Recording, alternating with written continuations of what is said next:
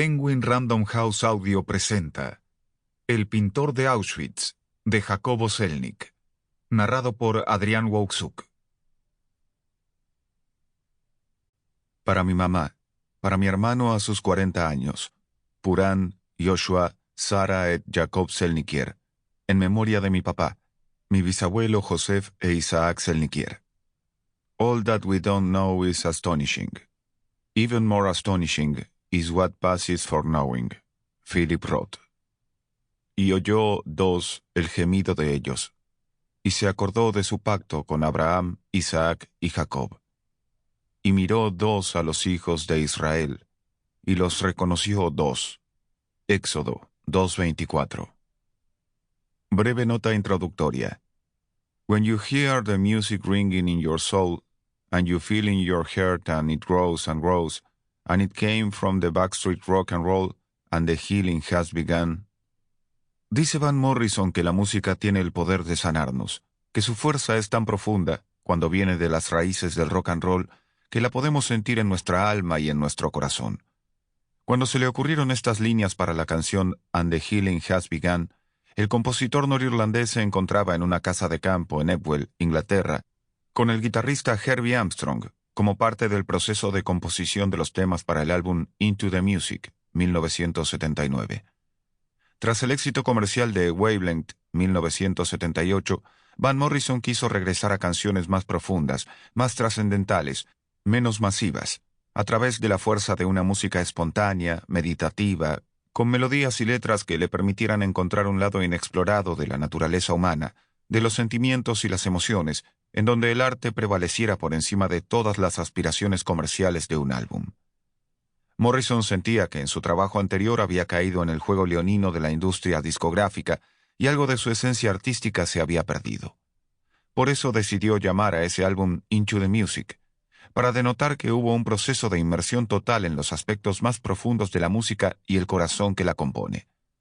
Uno de los tantos hechos sobresalientes de And the Healing Has Begun es que explora la autoconciencia del artista frente a su tiempo, su entorno y sus vivencias.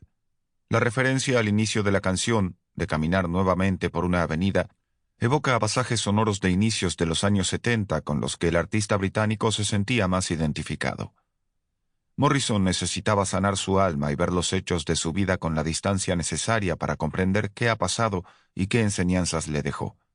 Y acá estoy, en este momento, escuchando a Van Morrison, tratando de entender parte de la historia de mi vida y la historia de mi familia, con el firme anhelo de poner en perspectiva los hechos que nos moldearon y nos determinaron desde que mi bisabuelo Joseph Selnickier salió de la Polonia antisemita de inicios de los años 30 del siglo XX para construir, con su esposa y sus 4 hijos, una nueva vida al otro lado del mundo, lejos de la judeofobia, el hambre, la opresión, los hostigamientos, los señalamientos y el dolor en el alma que todo eso producía.